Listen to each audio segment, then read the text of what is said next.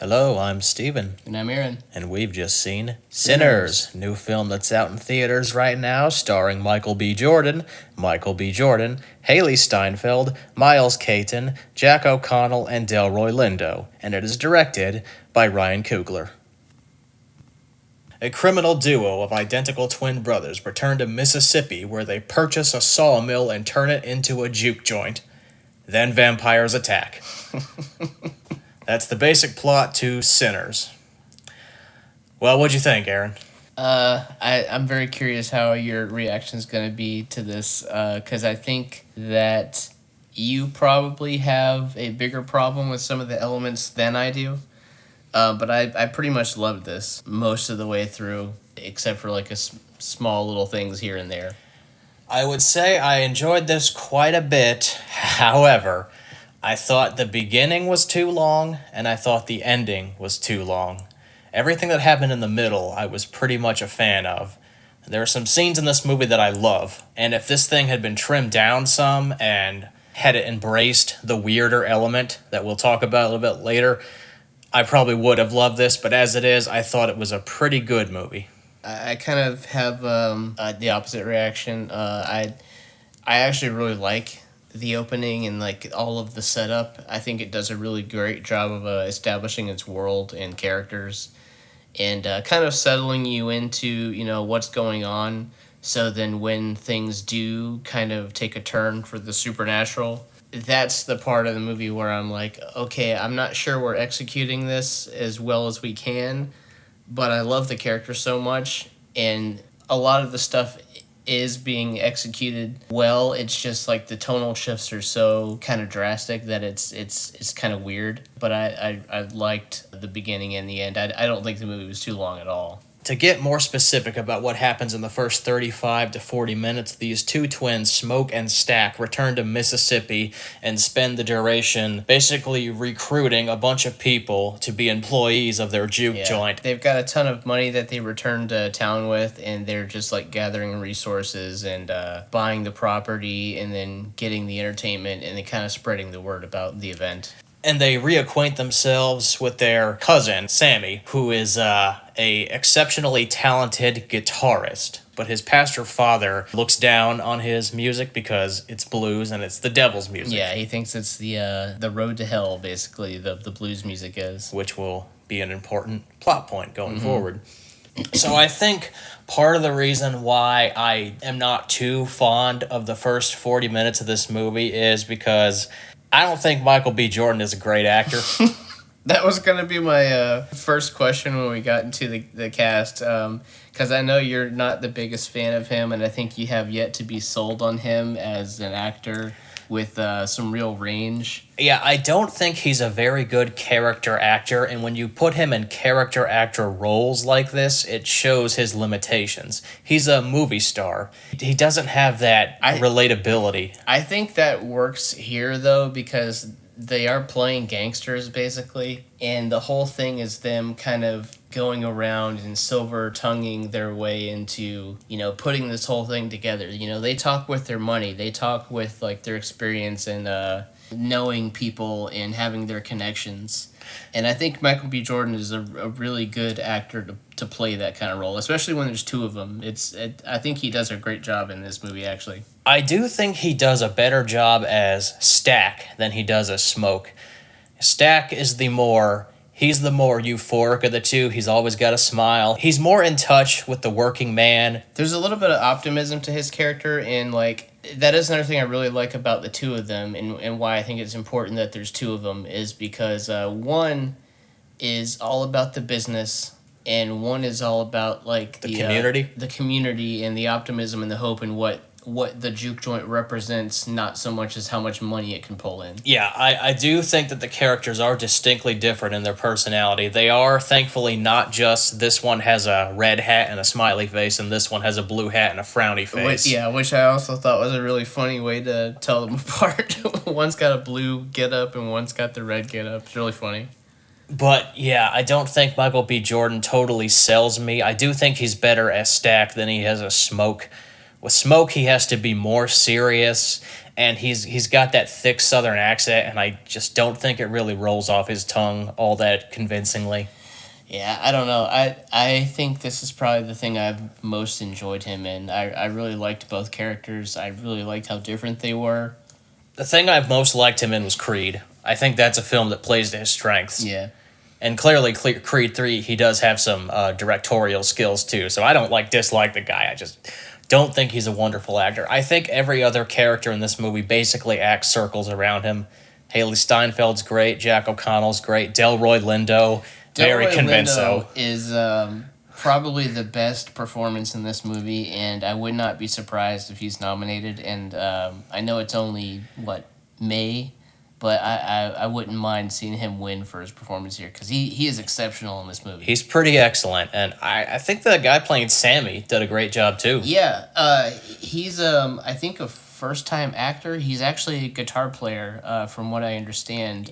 He's not an actor, but he does a great job here too. I think he got the introducing credit during the opening credits. So yeah, he's a newcomer. Miles Caton, is that his name? I think so. And this is a great debut performance. I thought he did wonderful. Yeah, he's really great. He's kind of your the audience's way in. He's just like the boy with the dream, and it's the whole thing is like the devil and the angel on his shoulders. Which way is he gonna go, and which direction he's getting pulled in.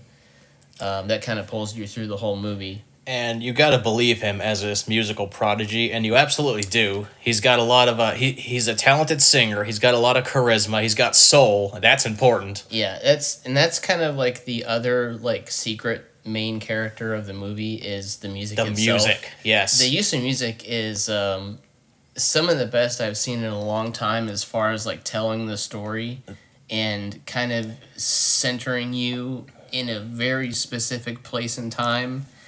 And using the music in really fun and interesting ways that is not conventional at all. They take some big swings with the music at a couple scenarios. The way the music is integrated in this film was probably my favorite thing about it. There were two scenes in particular.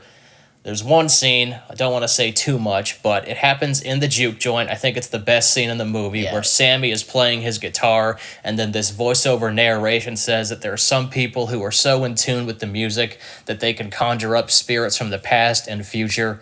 Yeah. What happens next is visually amazing. Yeah, audio, visual treat. It explores that idea to perfection. It's cinema. Yeah, it's cinematography, the way it's pulled off, it's all done in a single take. Just that idea of music being able to kind of transcend space and time is perfectly pulled off. And it's a big swing for a period piece movie, but it totally works, 100%. And that sequence that I'm talking about with Sammy, that's one of the parts where it starts to get a little weird, a little artsy. I always wish movies that dip their toe into the artsy will just embrace it and lean more into it. And then the other big musical sequence is this wonderful moment with all the vampires who are doing this Irish dance along to the song Rocky Road to Dublin, which I knew that song very well prior to this. I've heard that many times. I really like that song, and this rendition was really cool. And Jack O'Connell, who plays the main vampire, he's excellent in the movie too. Yeah, I don't want to get too far off from the music because I did want to bring up Ludwig Göransson, but yes. He's genuinely creepy as kind of the main villain in this, and a lot of it has to do with the way they use the music. But yeah, Ludwig Göransson does the score. It's I want to say the fifth time he's collaborated with Ryan Coogler, and this guy is just the best in Hollywood right now, working, I think, making music and composing. The stuff he's done, with the Black Panther movies, even the stuff he's done with, Star Wars, Oppenheimer, this movie, the guy has range I can't believe. He can do literally anything. Do you think he's better than Atticus Ross and Trent Reznor? Trent Reznor and Atticus Ross, I don't think they have a ton of range, but everything they make is amazing. Yeah. This guy can do any genre, any type of music, any piece of media. The guy's amazing. The way the music was integrated in this movie also very much reminded me of a movie you and I both love, Oh Brother, Where Art Thou? Yeah, yeah. Well, just the type of music it is, like that old, like 1920s, 30s type of kind of bluesy, guitars and soulful singing with like harmonies and all that. It's just very pleasing to listen to. Yeah, I love the atmosphere, but I love just the imagery that it invokes in my head and just the feeling I get hearing it. And also not only Oh Brother Where Art Thou, but also The Wicker Man. Both of those movies are movies that are like musicals, but they're not musicals. I felt kind Yeah. of similar about this. But also like talking about how good it is, like and pleasing it is just to the ear. A lot of the movie is a kind of like the idea is like the devil enticing you with things like music or things that may be pleasing or pleasurable on the surface. Yeah. But it takes you down the dark road or the dark path. The vampires show up in the second half of the movie, and they cannot be let into the juke joint without an invite. Yeah. Unless somebody says, come in, they cannot enter. Which is classic vampire lore, which I wonder how many people are going to understand that kind of vampire rule. It's not something we've seen in a long time. Yeah. But it is like a very classic vampire idea, like a vampire trope. But the Smokestack brothers do not want them in the building for obvious reasons. They're very suspicious. They seem very unsavory. They are very creepy. Yeah. And they try to like soften them up by playing music. And it's very pleasant to listen to, and it's oftentimes scarier when a villain is polite than when they're aggressive. It's kind of one of those things where like if you kind of read between the lines and you listen to who's delivering the music, you can get some really sinister kind of undertones and connotations to it. Like one of the songs is literally about them. If you read it literally, it's about them like eating a dude.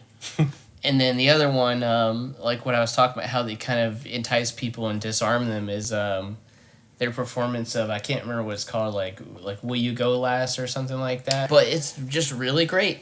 And it does a really good job of kind of disarming the audience and the characters in the movie. And you kind of understand like how somebody can be swayed to their side.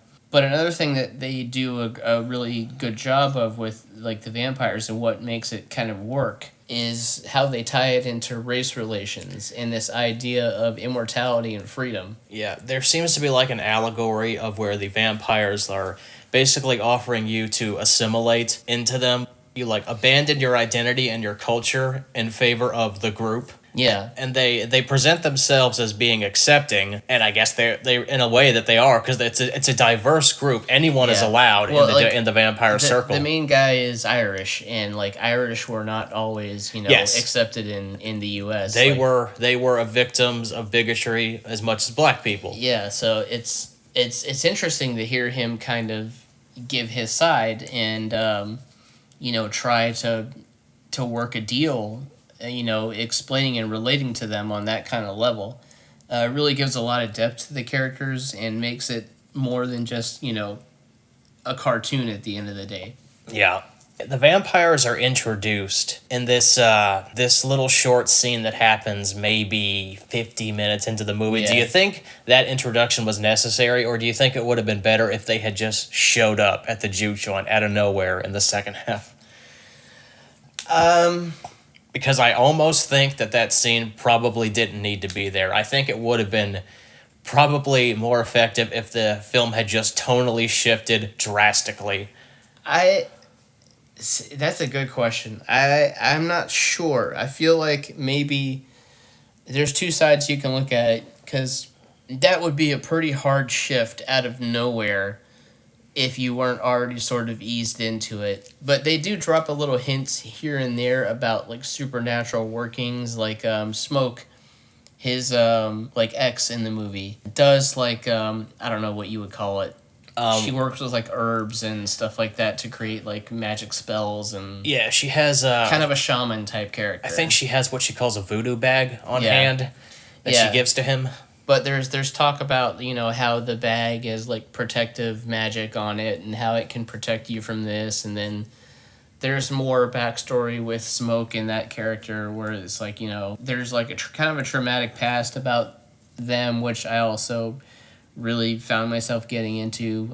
Yeah, Another reason why I like the Smoke character. There's supernatural hints all throughout the movie, even with the music tying into the whole devil's music thing. Yeah. So it's definitely hinted at, I think, enough Conjuring spirits and stuff like that. Yes, so I think it's hinted at enough that it would be justified to just break out the vampires out of nowhere. Yeah, it probably would work. It's another thing, like, I wonder if they probably should have hid some of this in the trailers a bit more.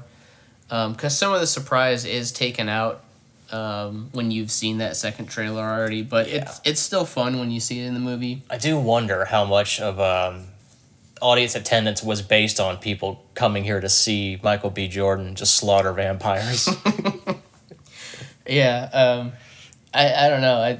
If they sold it kind of as a vampire movie, and then they actually got like a historical period drama about kind of racism in the South and music and its music's role as like a force for good or evil, and to kind of allow people to feel, a little more free and alive. Yeah. I think there are some people who take issue with the climax of this film. They think it's too short or too rushed. I actually did like the brevity of the climax because I felt like once a certain barrier is crossed, it's just going to be a very quick bloodbath. It's not going to be a prolonged sequence of Hollywood action. So I did like how straightforward and quick everything happened in the end. I've seen a little bit of confusion with other people asking questions about like why things didn't play out a certain way, but they do kind of establish the rules about how things work. If you're turned, what happens if somebody's taken out or this person's killed, or what are their connections to each other. So I think it's probably one that can be appreciated even more on multiple viewings, because you kind of like, after you've gotten all of the twists and turns out of the way, you can kind of just sit and kind of live in the world and take in all the hints and clues and information that kind of builds its world and rules in place. I forgot where I was even going with this. What were we talking about? I was talking about the climax and how quick it was. Oh, yeah. But, I liked that, too. I liked how quick it was, like, they kind of went through it. I liked that it just kept moving. It just kept progressing. At the end of the day, the most important thing were the characters and the character stories. And, I will say kind of, like, my only problem with the movie is that I think the shifts are like so sudden and jarring. It like even down to the music, it brings in like electric guitars and it suddenly sounds like a vampire movie out of the 80s. It's like, this is really cool and entertaining, but it's also like, this is kind of like almost sloppily thrown together, the way it just like boom, where like hard cut into a completely different genre. But they bring everything back to the characters and the motivations and the themes, and that's what really makes everything work at the end of the day. It's a crazy idea to make a period drama about the Mississippi Delta blues players in the 1930s, and then also be a vampire movie. But Ryan Coogler figured out how to make it work. I guess final point. The other issue I had, I'm sure a lot of people do, is the ending. Without saying what happens, this is a movie where it ends and then it keeps going, and then it ends and then it keeps going again. It ends like 3 times. It's like Lord of the Rings: Return of the King. Definitely stay through the credits. Yeah, because the movie itself is over, like when the credits start, but there is a coda kind of like in the middle of the credits that's not just like a 30 seconds kind of post-credit scene. It's like a full scene. A sequence. And I didn't really mind it so much. I thought it was an interesting place to put it. I kind of like where it's placed because of, I don't want to say too much about what happens in the scene or what the scene is, but it kind of makes sense for a little bit of time to pass between the end of the movie and when we finally get this scene. And plus, I just really like the scene itself and how it's kind of like the capper on top of, you know, the whole movie. And then at the very, very end, there is like another little piece of the movie left, which I also liked, just because it was a question that I had about one of the relationships in the movie that we never fully got an answer to. So I did like that they paid that off. It's always weird to space that stuff out, like not just have it be part of the big chunk of, you know, what is the movie, but I didn't really mind it so much. Yeah, I could have done with some trimming.